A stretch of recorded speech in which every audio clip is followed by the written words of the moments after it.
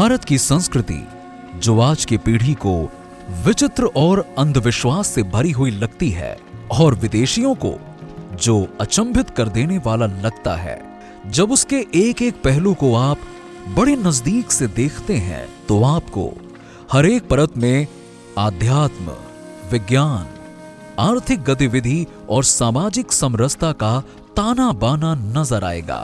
महाकुंभ मेला इसी विराट संस्कृति की एक झांकी है। जैसे जैसे महाकुंभ मेला 2025 आगे बढ़ रहा है और लाखों भक्त इस भव्य आध्यात्मिक आयोजन में शामिल हो रहे हैं, एक शब्द प्रमुखता से उभर कर सामने आ रहा है और वो है अखाड़ा। अखाड़े अक्सर सामान्य लोगों के लिए एक अनसुलझी पहेली लगते हैं।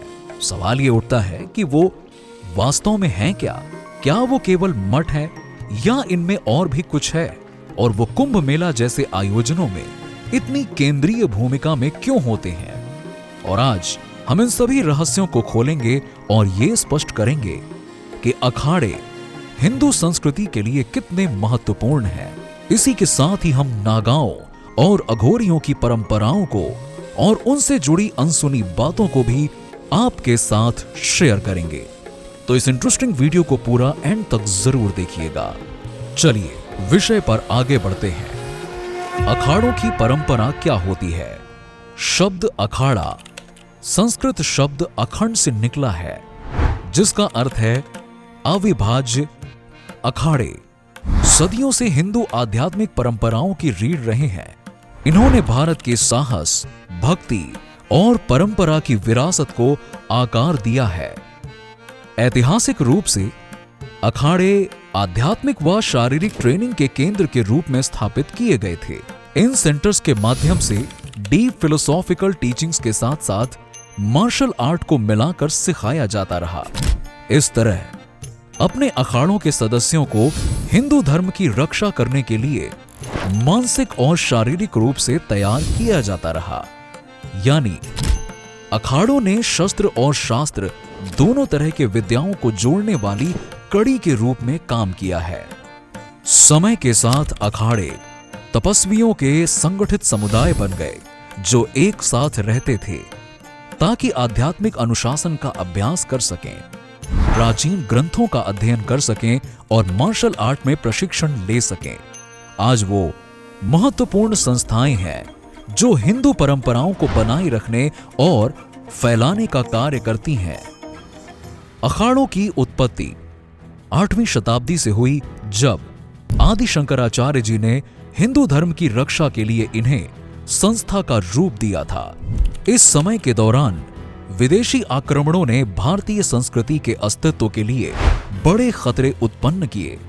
ऐसे कठिन परिस्थितियों में उन आक्रमणों का सशक्त रूप से सामना करने के लिए अखाड़े एक संयुक्त मोर्चा बनाने के लिए अस्तित्व में आए ताकि हिंदू धर्म की रक्षा की जा सके।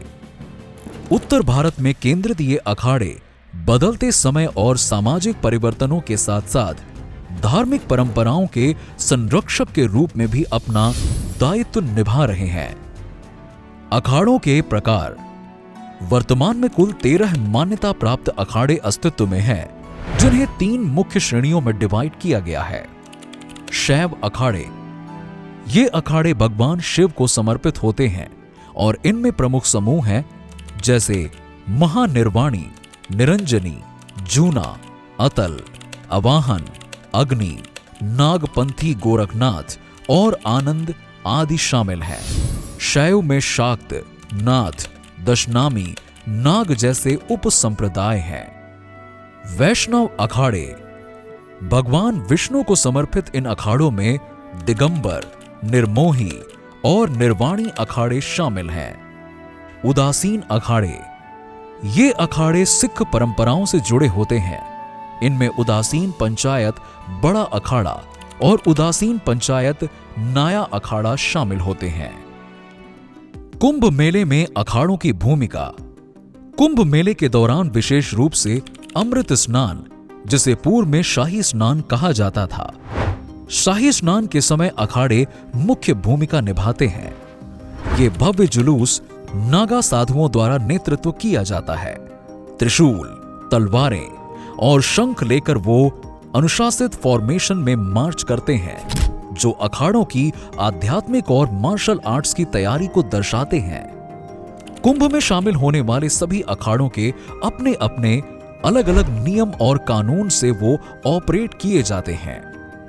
लोकतांत्रिक संरचना अर्थात डेमोक्रेटिक स्ट्रक्चर। अब दिलचस्प बात यह है कि अखाड़े लोकतांत्रिक संस्थाएं होती हैं जिन लोकतांत्रिक मूल्यों की दुनिया भर में दुहाई दी जाती है, वो हमारे देश व संस्कृति में बुनियादी रूप से शामिल है। अखाड़ों की नेतृत्व भूमिकाएं, जिसमें महंत का पद भी शामिल है, उन्हें हर 12 या 6 वर्षों में चुनाव के द्वारा निर्धारित किया जाता है। ये सिस्टम सुनिश्चित करती है कि उनकी परंपराएं डायनामिक बनी रहें और बदलते समय के प्रति रिस्पॉन्सिबल हों। अखाड़ों का ऐतिहासिक महत्व। अखाड़ों का हिंदू धर्म के जीवित रहने एवं बदलते समय के साथ लचीलापन बनाए रखने में बहुत बड़ा योगदान रहा है। औरंगजेब के शासनकाल के दौरान अखाड़ों ने आक्रमणों को रोकने में महत्वपूर्ण भूमिका निभाई थी। इसी तरह 1751 में अहमद शाह अब्दाली की सेना का सामना भी इन्हीं अखाड़ों ने किया था। 1757 में प्रथम स्वतंत्रता संग्राम में भी इनके प्रयास महत्वपूर्ण थे, जिससे उनके धर्म की रक्षा करने की निरंतर कमिटमेंट प्रदर्शित होती थी। अब ये तो रहा इतिहास, मगर आजकल इन अखाड़ों में होता क्या है, चलिए जानते हैं। आधुनिक चुनौतियों के बावजूद आज भी ये अखाड़े आध्यात्मिक एवं मार्शल आर्ट्स के केंद्र के रूप में फल फूल रहे हैं। उनका ट्रेनिंग कठोर होता है।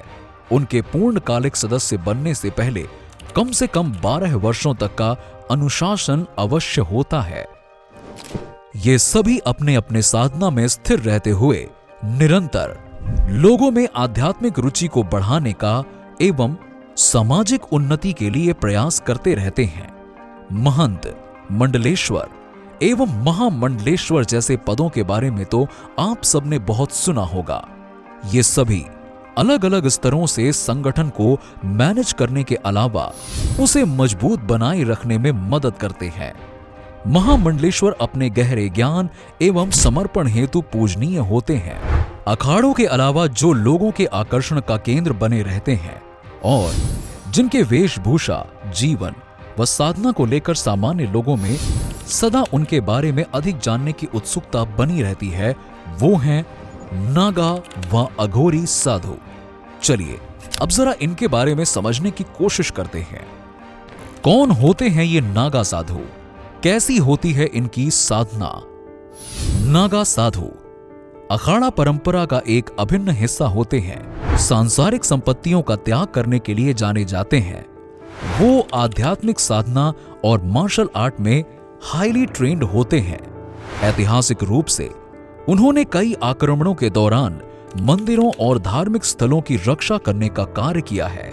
आज भी वो अपनी तपस्वी जीवन शैली और धर्म के प्रति अडिग यानी कि अनवेवरिंग समर्पण से प्रेरणा देते रहते हैं। नागा साधु हिंदू धर्म में अत्यधिक कठोर तपस्वी होते हैं। उनका स्वरूप आकर्षक होता है। लंबी जटाओं वाले बाल और शरीर पर पवित्र राख लगाई होती है और न्यूनतम वस्त्र पहने होते हैं जो अक्सर केवल एक भगवा कपड़ा होता है। नागा साधु कठोर ब्रह्मचर्य का पालन करते हैं और जन्म मृत्यु के चक्र से मुक्ति पाने हेतु कठोर ध्यान एवं अनुष्ठानों में इन्वॉल्व्ड रहते हैं। वो किसी एक अखाड़े से जुड़े नहीं होते, बल्कि प्रत्येक अखाड़ों में नागा साधुओं का प्रतिनिधित्व होता है, जो भगवान शिव को समर्पित योद्धा तपस्वी होते हैं।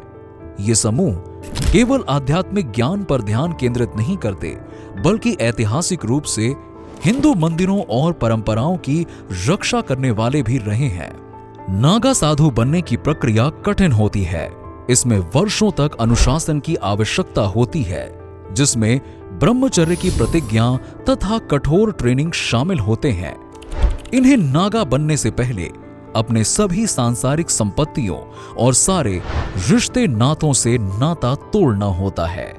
अगर नागा साधु बनना है तो उन्हें कुंभ के समय ही दीक्षा लेनी होती है और नागा साधु बनने की दीक्षा लेने से पहले स्वयं का पिंड दान करना भी होता है, जो कि हिंदू धर्म में ये मृत्यु के बाद करने वाली क्रिया होती है। नागा साधु मुख्यतः हिमालय जैसे एकांत क्षेत्रों में होते हैं। अक्सर वो लोगों और भीड़ भाड़ से दूर गुफाओं और आश्रमों में रहते हैं और केवल कुंभ मेले के दौरान ही पवित्र स्नान अनुष्ठान में भाग लेने के लिए आते हैं, जिसे उनकी आध्यात्मिक साधना में एक महत्वपूर्ण घटक माना जाता है। ये एकमात्र समय है जब वो अपनी एकांत प्रिय जीवन से बाहर निकलकर आम लोगों के बीच व्यापक रूप से दिखाई देते हैं। वो जितने भी एकांत में साधना कर रहे हैं, कुंभ या महाकुंभ जैसे पर्वों में बिना किसी निमंत्रण के बस खगोलीय ग्रह नक्षत्रों के मूवमेंट के अनुसार वो अपने आप उपस्थित हो जाते हैं। नागाओं के बाद अब जानते हैं कि ये अघोरी साधु कौन होते हैं और इनकी आध्यात्मिक साधना किस प्रकार की होती है। अघोरी साधु हिंदू तपस्वियों का एक अद्वितीय संप्रदाय होता है, जिन्हें उनके असामान्य और अक्सर चौंकाने वाले प्रैक्टिसेस के लिए जाना जाता है, जिन्हें समाज अचंभित होकर देखता है। वो भगवान शिव के मार्ग का अनुसरण करते हुए इस विचार को अपनाते हैं कि ब्रह्मांड में सब कुछ आपस में जुड़ा हुआ है और सच्ची मुक्ति तब आती है जब हर रोकने वाली बातों का सामना किया जाए तथा उन्हें पार किया जाए। मुख्यतः स्मशानों में रहने वाले अघोरी मानते हैं कि ये स्थान आध्यात्मिक ऊर्जा से भरपूर होता है और मृतकों की राख और हड्डियों के बीच ध्यान करने तथा अनुष्ठान करने से उन्हें अत्यंत श्रेष्ठ आध्यात्मिक अनुभूतियां मिलती हैं। उनकी प्रैक्टिसेस में शवों पर ध्यान करना, मानव खोपड़ियों को आभूषण के रूप में पहनना तथा कभी कभी मानव मांस खाना शामिल होते हैं। हालांकि यह अक्सर बहुत कम ही होता है और सिर्फ सिंबॉलिक होता है, जिसका उद्देश्य अहंकार एवं भय को समाप्त करना होता है। अघोरी अपने शरीर पर शवदाह अग्नि की राख लगाते हैं, जिससे सांसारिक अटैचमेंट्स का त्याग प्रदर्शित होता है। वो किसी भी एक नहीं बल्कि विभिन्न अखाड़ों से जुड़े होते हैं। अधिकतर अघोरी उन अखाड़ों से पहचान रखते हैं जो भगवान शिव या मोक्ष यानी कि मुक्ति की खोज पर जोर देते हैं। अघोरी बनने के लिए संप्रदाय के प्रत्येक सदस्य को कम से कम 12 वर्ष तक किसी सिद्ध गुरु से शिक्षा लेनी होती है। उनकी जीवन शैली आध्यात्मिकता के एक कट्टर व कठिन प्रैक्टिसेस से भरी होती है, जो जीवन व मृत्यु, पवित्रता व अशुद्धता के बीच सीमाओं को नेविगेट करते हुए इस अस्तित्व को समझने का प्रयास करती है।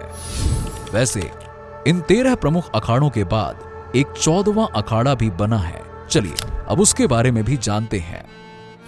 ये 14वां अखाड़ा किन्नरों यानी कि ट्रांसजेंडर लोगों को समर्पित धार्मिक संगठन है, जिसे 2015 में किन्नर समुदाय के लिए एक आध्यात्मिक एवं सामाजिक मंच प्रदान करने हेतु स्थापित किया गया था। ये जूना अखाड़ा श्री पंचदशनाम जूना अखाड़ा के अंतर्गत आता है। इस अखाड़े में 2500 से अधिक साधु संत मौजूद हैं। कुंभ मेले में उनकी पहली उपस्थिति वर्ष 2019 में लक्ष्मी नारायण त्रिपाठी के नेतृत्व में हुई थी। 2025 में किन्नर अखाड़े की महाकुंभ में भागीदारी समाज में ट्रांसजेंडर लोगों की हिंदू समाज में स्वीकृति एवं पहचान की ओर एक व्यापक आंदोलन को उजागर करती है। नाथ संप्रदाय। इन अखाड़ों के अलावा एक और संप्रदाय की बहुत चर्चा होती है और वो है नाथ संप्रदाय। चलिए इसके बारे में भी थोड़ा जानते हैं। नाथ संप्रदाय एक हिंदू संप्रदाय है जो बौद्ध धर्म, शैव धर्म और योग के विचारों को जोड़ता है। ये भक्तों की एक परंपरा है जो शिव को अपने गुरु के रूप में पूजते हैं। ऐसा माना जाता है कि नाथ संप्रदाय की उत्पत्ति पौराणिक भगवान दत्तात्रेय से हुई थी, जो शिव के अवतार थे। कुछ लोगों का मानना है कि गोरखनाथ इसी वंश के संत थे और नाथ पंथ के संस्थापक थे। उत्तर प्रदेश के यशस्वी मुख्यमंत्री योगी आदित्यनाथ इसी नाथ परंपरा की गोरखनाथ शाखा से जुड़े हुए हैं। नाथ संप्रदाय कई तरह की जादुई परंपराओं का पालन करता है, जिसमें तंत्र, मंत्र और सिद्ध योग शामिल है। नाथ संप्रदाय शरीर को जागृत आत्म पहचान की स्थिति में बदलने के लिए योग, विशेष रूप से हठ योग का उपयोग करता है। नाथ योगियों को रस सिद्धि के रूप में भी जाना जाता है, क्योंकि वो इन प्रैक्टिसेस को जीवन काल बढ़ाने और मुक्ति पाने के लिए प्रयोग करते हैं। नाथ संप्रदाय की सदस्यता दीक्षा गुरु से दीक्षा द्वारा प्रदान की जाती है। ये रहा हिंदू धर्म के अखाड़ों व संप्रदायों की एक छोटी सी झलक। कल्पना करें कि विभिन्न अखाड़ों से 1 मिलियन से अधिक साधु एक स्थान पर इकट्ठा हो रहे हों, प्रत्येक सदियों पुरानी परंपराओं का बोझ उठाए हुए हों। नागा साधुओं द्वारा शाही स्नान का नेतृत्व करते हुए उनका शरीर राख से सजा हो और प्राचीन हथियार उठाए हुए अपने ही मस्ती में नाच झूम रहे हों। ये केवल एक दृश्य नहीं, बल्कि भारत की आध्यात्मिक एवं सांस्कृतिक विरासत की जीवंतता को विश्व पटल पर प्रस्तुत करती है। ऐसे पर्व आज के आधुनिक भारत को फिर से आध्यात्मिक जड़ों से जोड़ने का काम करते हैं। यदि आपको यह अन्वेषण आकर्षक लगा हो तो इसे लाइक और हमारे चैनल को सब्सक्राइब अवश्य करें। भारत व विश्व राजनीति से जुड़े विषयों पर डिटेल्ड जानकारी प्राप्त करने के लिए हमारे चैनल पर अवश्य विजिट करें। जय हिंद, जय भारत, जय सनातन।